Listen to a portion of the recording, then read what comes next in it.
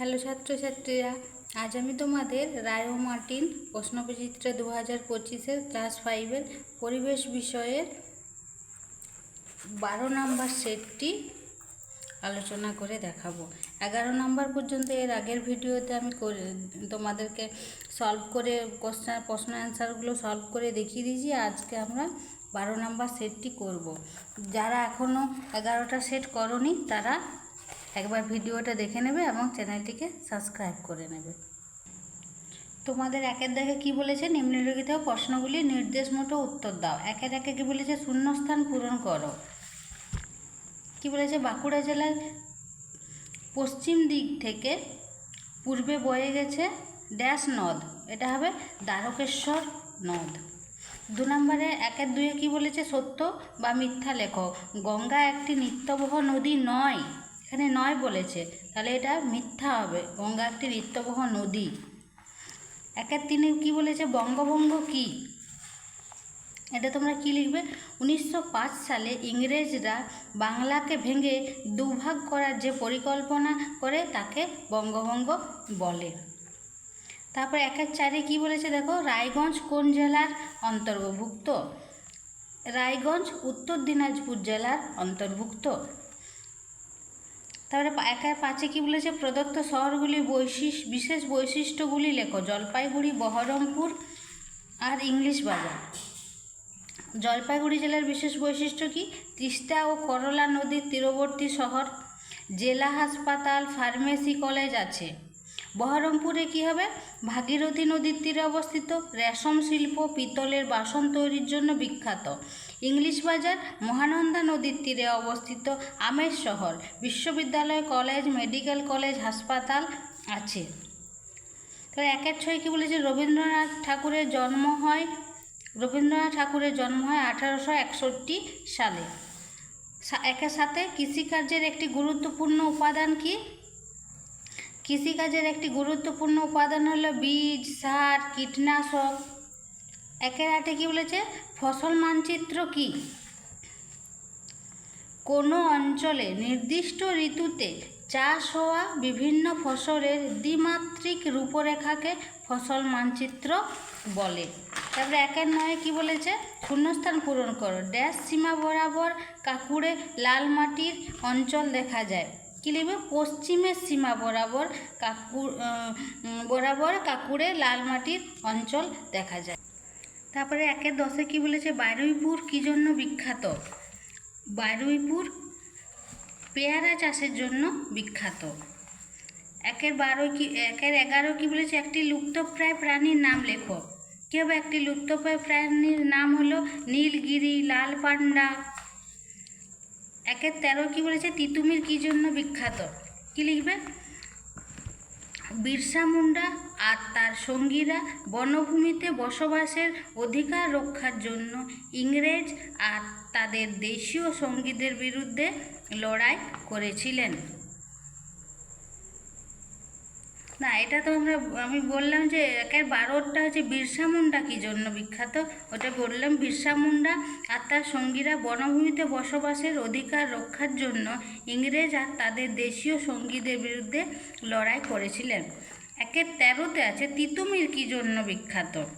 কী লিখবে, তিতুমির ও তার সঙ্গীরা ইংরেজ আর তাদের দেশীয় সঙ্গী জমিদারদের অন্যায় ও জুলুমের বিরুদ্ধে লড়াই করেছিলেন।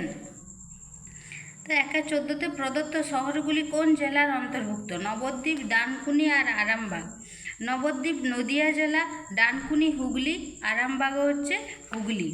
এর পরের প্রশ্ন কি দেওয়া আছে, 1-15 মালভূমি ও সমভূমির দুটি পার্থক্য লেখো। পার্থক্য প্রথমে তোমরা কি লিখবে, সংজ্ঞা লিখবে, মালভূমি আর সমভূমি। মালভূমিতে কী লিখবে, সমুদ্রতল থেকে বেশ কিছুটা উঁচুতে অবস্থিত ঢেউ খেলানো ভূমিভাগকে মালভূমি বলে। সমভূমি স্থলভাগের যে বিস্তীর্ণ অঞ্চল সমুদ্রপৃষ্ঠ থেকে অল্প উঁচু এবং সামান্য ঢালু সেই ভূভাগকে সমভূমি বলে। তারপরে মালভূমির ধারে আবার 2 কি লিখবে, সমুদ্রপৃষ্ঠ থেকে 300 মিটারের বেশি উঁচু। আর সমভূমিতে 2 কি লিখবে, সমুদ্রতল থেকে 300 মিটারের কম উঁচু। তিনে মালভূমিতে কী লিখবে? এই অঞ্চলগুলি পাথর ও কাকরযুক্ত। আর সমভূমিতে তিনে কী লিখবে? এই অঞ্চলগুলি উর্বর পলি দ্বারা গঠিত। এরপর দেখো কি বলেছে, 2-এর দাগে নিম্নলিখিত প্রশ্নগুলির উত্তর দাও। 2-এর 1-এ কী বলেছে? পশ্চিমবঙ্গের রাঢ় অঞ্চলের বর্ণনা দাও। রাঢ় অঞ্চল বীরভূম, বাঁকুড়া ও পশ্চিম বর্ধমান জেলার পূর্বাংশ, সমগ্র মেদিনীপুর, পূর্ব বর্ধমান, হাওড়া ও হুগলি জেলা এবং মুর্শিদাবাদ জেলার পশ্চিমাংশ রাঢ় অঞ্চল নামে পরিচিত। রাঢ় অঞ্চলের ভূমি প্রায় পুরোটা সমতল। এখানে উর্বর দোআঁশ ও এঁটেল মাটি দেখতে পাওয়া যায়। উত্তর আর পশ্চিম ধার বরাবর ভূমি ক্রমশ উঁচু হয়েছে। সেদিকে মাটি লালচে, ভূমি কিছুটা ঢেউ খেলানো। এখানে অজয়, কাঁসাই, ময়ূরাক্ষী, দ্বারকেশ্বর প্রভৃতি নদী দেখা যায়। এই অঞ্চলে ধান, পাট, আখ, আলু ইত্যাদি ফসলের চাষ হয়। এখানে শাল, সেগুন, শিশু, মেহগিনি, আকাশমণি প্রভৃতি উদ্ভিদ দেখা যায়। তারপরে প্রশ্ন 2-এর 2-এ কী বলেছে? ভারতবর্ষের 2জন স্মরণীয় ব্যক্তি সম্বন্ধে লেখো। কী লিখবে? ভারতবর্ষের 2জন স্মরণীয় ব্যক্তির নাম হলো রাজা রামমোহন রায় ও নেতাজি সুভাষচন্দ্র বসু। রাজা রামমোহন রায়। রাজা রামমোহন রায় একজন ভারতীয় সমাজ সংস্কারক ছিলেন। তিনি ব্রাহ্ম সভার অন্যতম প্রতিষ্ঠাতা ছিলেন। মুঘল সম্রাট 2য় আকবর তাকে রাজা উপাধি দিয়েছিলেন। তিনি সতীদাহ ও বাল্যবিবাহ প্রথার বিরুদ্ধে বিদ্রোহ করেছিলেন। এতদূর পর্যন্ত লিখবে। আর একটা লিখবে নেতাজি সুভাষচন্দ্র বসু। নেতাজি সুভাষচন্দ্র বসু ছিলেন একজন ভারতীয় স্বাধীনতা সংগ্রামী ও বিপ্লবী। তিনি 1897 সালের 23শে জানুয়ারি উড়িষ্যার কটক শহরে জন্মগ্রহণ করেন। তিনি ইংরেজদের বিরুদ্ধে লড়াই করার জন্য আজাদ হিন্দ ফৌজ গঠন করেন। তার মৃত্যু সম্পর্কে সঠিক তথ্য আজও পাওয়া যায়নি। তারপরে লিখেছে পশ্চিমবঙ্গের সুন্দরবন অঞ্চলের বর্ণনা। 2-এর 3-এ বলেছে পশ্চিমবঙ্গের সুন্দরবন অঞ্চলের বর্ণনা। কী লিখবে? সুন্দরবন অঞ্চল গাঙ্গেয় সমভূমির দক্ষিণ অংশের বিরাট বনটি হলো সুন্দরবন। উত্তর 24 পরগনার অল্প কিছু অংশ ও দক্ষিণ 24 পরগনার দক্ষিণ পূর্ব দিকের প্রায় পুরোটা জুড়েই সুন্দরবন অবস্থিত। সুন্দরবন অঞ্চলের বেশিরভাগ জায়গা সমুদ্রতল থেকে মাত্র 3 মিটার উঁচুতে অবস্থিত।